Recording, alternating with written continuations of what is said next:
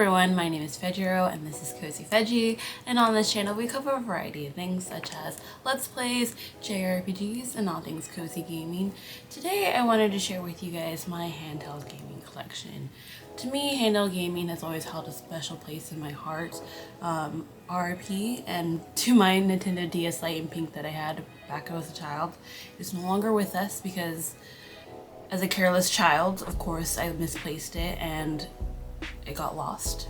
But either way, I had very much fond memories of that console or handheld, and as an adult, I kind of wanted to collect some of the consoles that I actually never got time to play, because during the time when these consoles, what do you call them, consoles?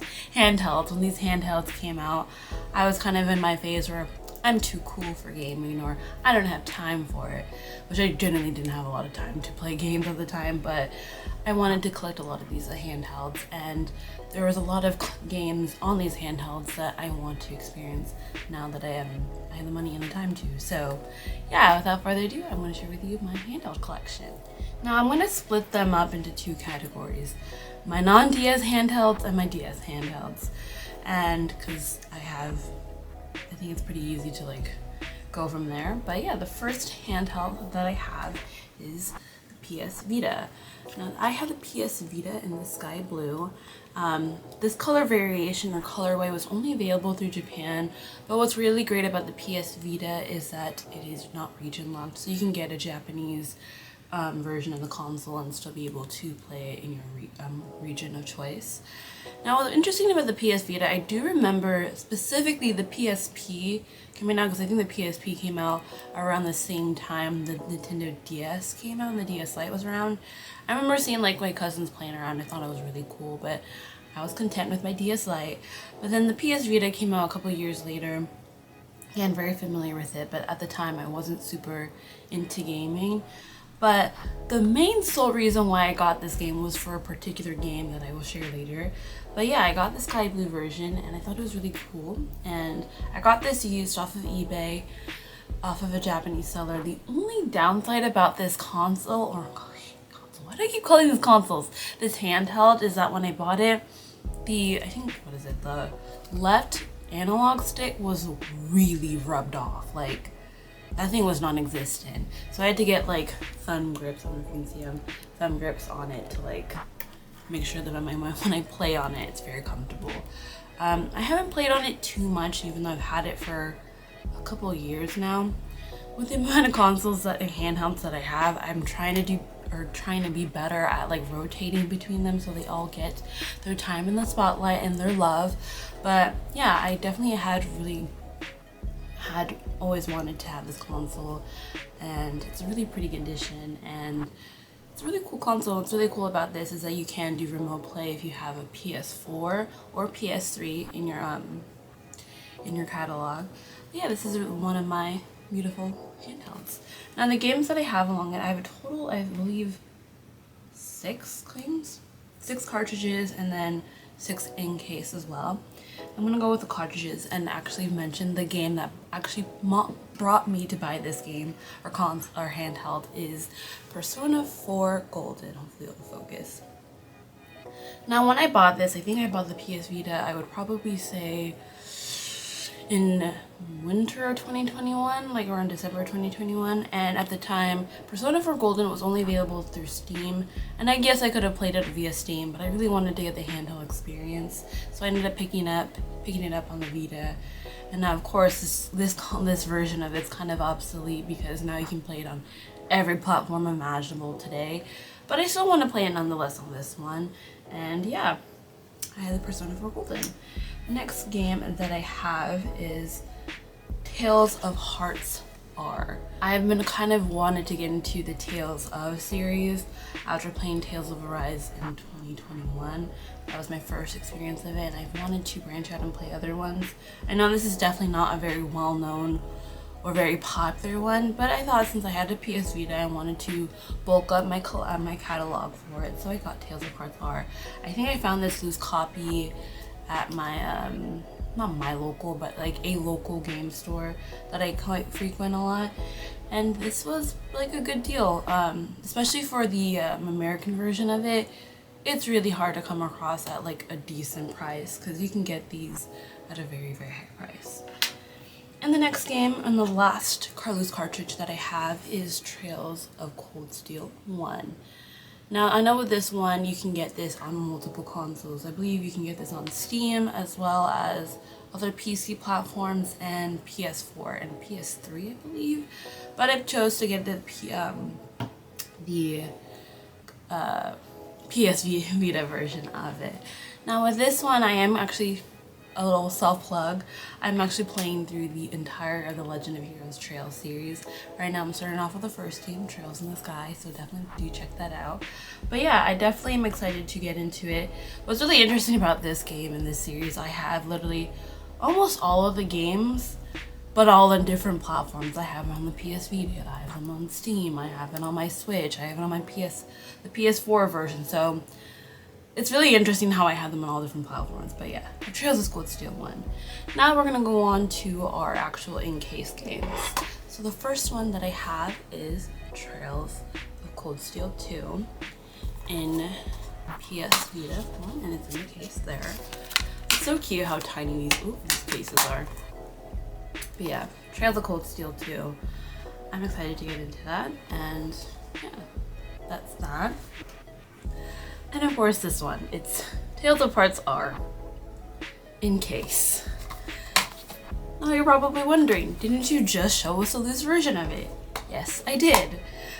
This is why you need to be paying attention to what you already own, because I bought the loose cartridge of Tales of Parts R at a local game store, and I think I got it for like 53 bucks or something. And then I was like strolling through eBay looking for like games to like for my PS Vita collection, and I came across this copy.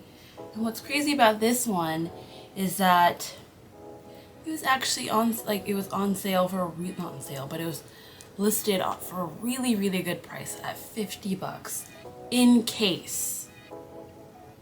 50 bucks in case. Now let me let you know that when you find an in-case version, or the English version or the North American version of this game, can go anywhere up to like $100 to $200. So for me to find this in case with the game running perfectly fine in great condition for 50 bucks, I said, I'm dropping what I'm doing and I'm buying this now, and I don't care ifs and buts. So I bought it. And so when I bought it, I was like super excited. I was gonna put it in my PS Vita case. And then I found out that I already owned it and the loose copies. I was just like, why did I do that? Why did I do this to myself? This is why you need to pay attention to what you already own. So I have 2 copies of Tales of Parts R. I probably will sell this version or like donate it, or I don't know what I'll do with it, but I have 2 versions of it. So yeah, that's that.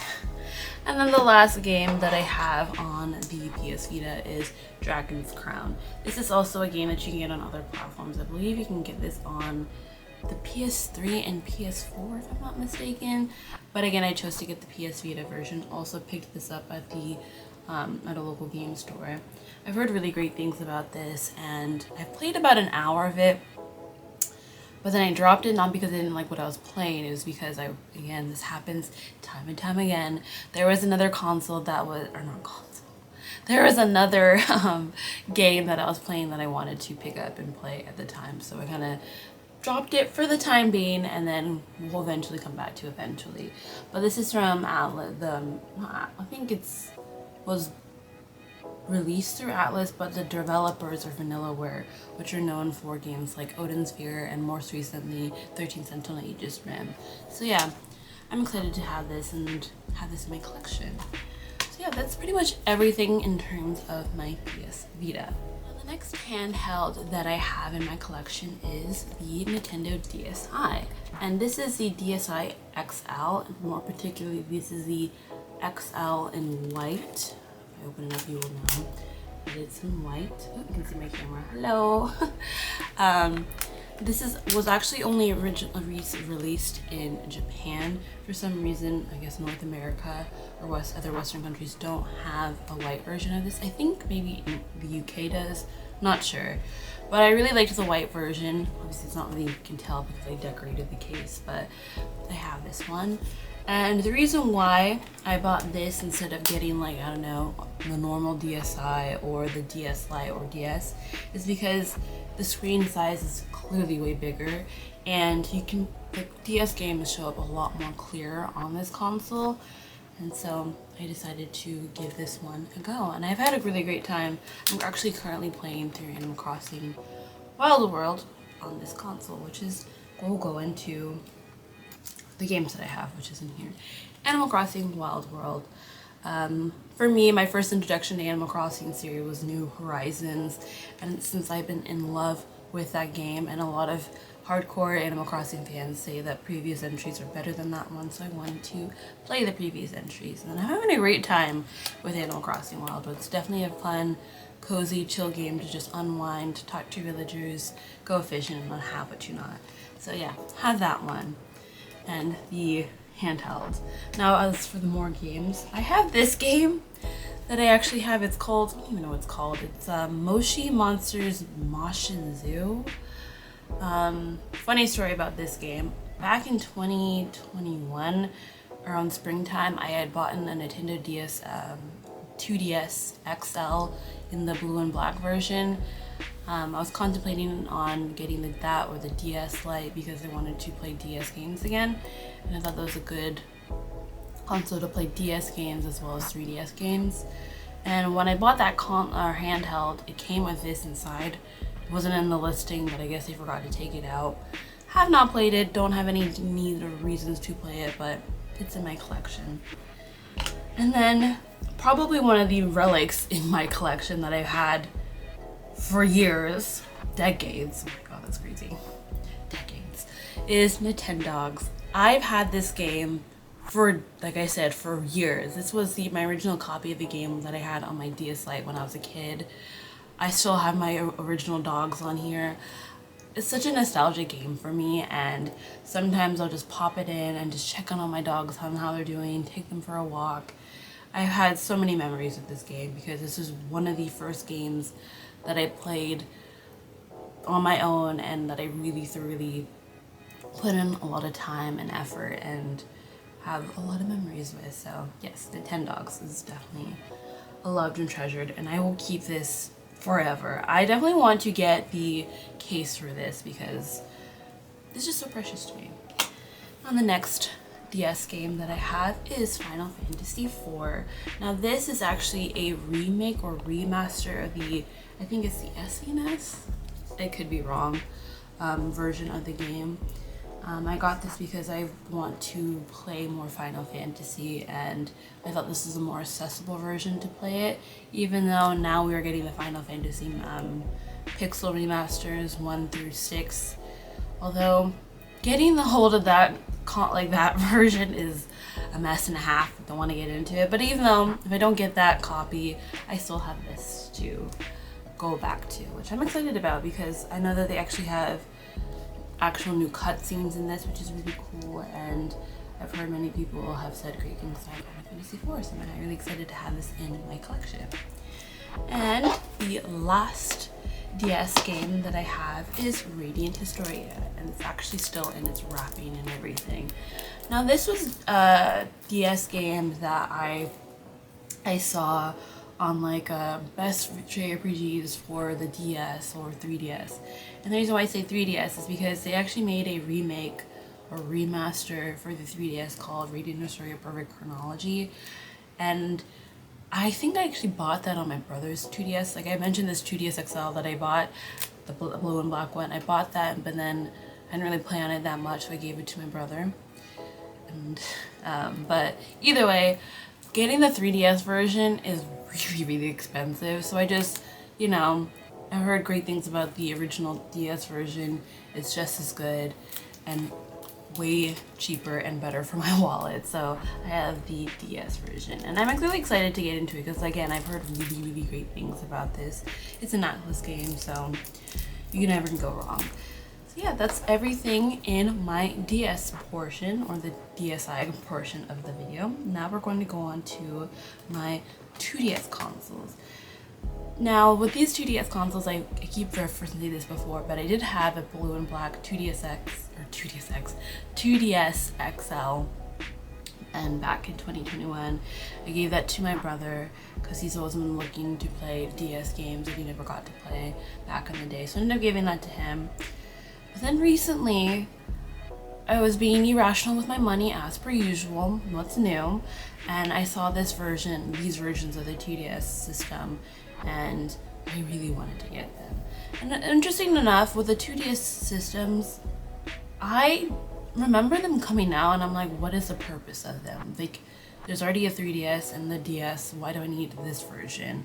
But I feel like they definitely cater to the different audiences, and again, it's a different iteration and take of the DS and 3DS family, and they have some really cool versions. So the first one that I'll be showing you is the 2DS XL in lavender and white. I don't know if you can tell if it's lavender, but it's trimming on the front, on the buttons. I decorated the case, and then if you open it up, you can see the buttons are blue or lavender. I love this version. I remember seeing this on someone's like collection video or their 3DS or 2DS and 3DS handhelds, and I immediately knew I wanted to get it, so I got it. I was contemplating between getting this one or the Animal Crossing New Leaf one, because that's also another edition of the 2DS that I really like and might want to get later down the line. Who knows? But this is one that I got, and the only downside about this console is that it only was released in the UK and Japan. And with the 2DS and 3DS line of handhelds, they are region locked, so in order to make them to your region, you had to mod them. And so I found this off of Etsy, already modded and everything, because I don't trust myself in modding things. I feel like I might break my 2DS, and that would be very sad. So I'd rather have a professional do it. So I got this off of Etsy, and it came in brand new, spanking new condition. I freaking love this thing. It's super cute and really pretty. Great addition to have in my collection. And the next 2DS that I have is the original 2DS in sea green. Now I, again, saw this on YouTube, someone unboxed it, and I was like, oh my god, they had this edition? I didn't even know, because one, I didn't really care too much for the 2DSs, but to know that they had like a green version, I had to, because green's my favorite color. I had to add it to my collection. I remember when they first came out with the 2DS, and I was like, this is ugly. Why on earth would anyone want to buy this? The whole point of the 3DS and 2DS games is the clamshell design, and to completely get rid of it was just stupid to me. But now having it and playing it, it's really comfortable to play on, and I kind of take back the judgments that I had about this, because it's really comfortable and it feels really good in the hands. It's really cute. I'm currently actually playing a game that I have, I'll mention later, but I really like it. I mean, it is a smaller screen, but it's a really fun time, again, really comfortable. And this is actually the North American version. I think this only came out in North America, which is great, because that means I don't have to bother modding it, because I just don't really feel like doing that. And this is definitely one that I want to use to access the eShop. I definitely want to pick up some games before that closes at the end of the month. But yes, this is my 2DS line.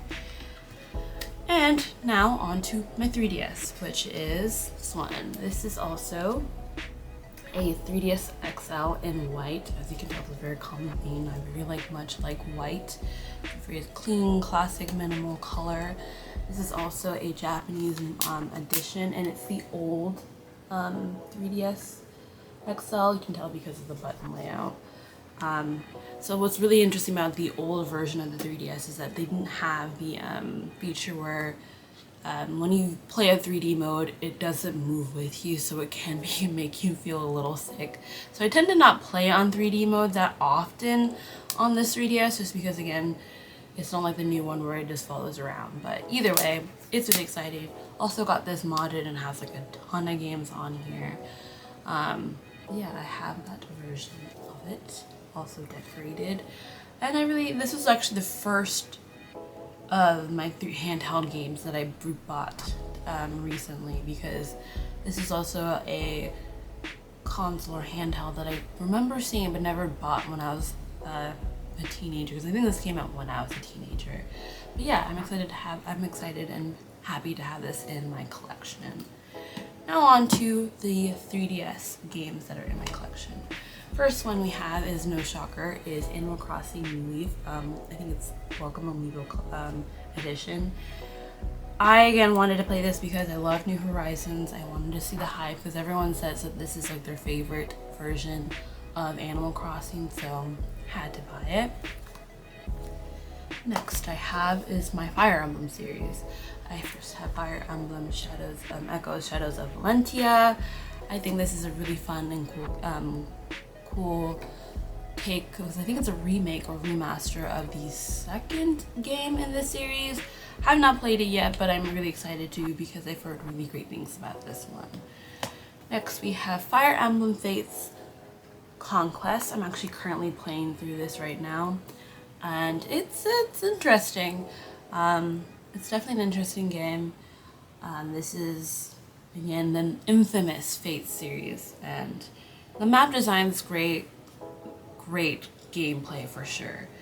And then to follow up with that, I have Fire Emblem Fates Birthright. Now I've already played Birthright, and like I mentioned before, I'm currently playing through Conquest, and I definitely have my little qualms and takes and ideas and opinions about this series because the story and writing is not that great, but it's fun nonetheless. I like the children aspect of it, and the social aspect can be a little lackluster, but overall it's still really fun and cool. But yeah, these two games I have. As of right now, I can't tell you which one I like more. I feel like they're kind of the same to me. People say that this one in terms of gameplay is a little bit harder. I don't know, I played this one like a year ago and I'm currently playing this right now, but yeah, have those two. These are both, actually this one's a World Edition. This is the normal standard North America version. Again, I think I mentioned this in my Switch collection video. I don't really mind getting World Editions. As long as they play and run fine, that's all that really matters. And the next one is the Fire Emblem Awakening. This one I have played and really enjoyed. I understand why a lot of people will say that this is their favorite. I really enjoyed the story. I loved the characters and the gameplay and combat with it. I think this is definitely what Fire Emblem needed to reawaken and reimagine their franchise. So yeah, definitely love this one. I definitely do think this is definitely a must-have to have in your collection if you have a 2DS, 3DS, whatever that may be, but yes, love this one. Next two games that I have are Bravely Default and Bravely Second and Lair. Now, what's interesting about these two, I've heard, again, like I say time and time again, heard really great things about these games. I've wanted to play Bravely Default 2, and I know you don't have to necessarily play these games in order to understand that one, but I'm just weird like that, and I want to play the original first before I go on to the second. But yeah, I have these two games. Also, it's still in their shrink wraps because I just like I want to open them when I do get to them, but yeah, I have those two there. The next game that I have is also in a shrink wrap because these are more recent buys, and that is Stella Glow. This is from Atlas, and this is a strategy RPG. I don't really know much about it. I just know that it's an RPG that many people have enjoyed, and it's a good game to have on the console or the handheld. But yeah, have Stella Glow. And the last one that I have, also another Atlas game, is Legends of Legacy. It's kind of reminiscent to older like Final Fantasy like games.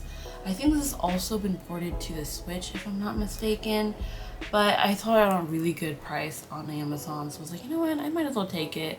It's on also a lot of people's must-have RPGs to play on the 3DS, so always looking to grow my collection on that. So yeah. And with that, that is pretty much every handheld game and handheld of my handheld gaming collection. I hope you guys enjoyed this video, and if you have any favorites here or if you have any games to recommend, because I'm definitely these were collections that I want to grow, and please do recommend me any more RPGs or similar like games to these that I should add to my collection. So again, if you guys enjoyed this video, do not forget to hit that like and subscribe button, and I hope you guys have a great one. Bye!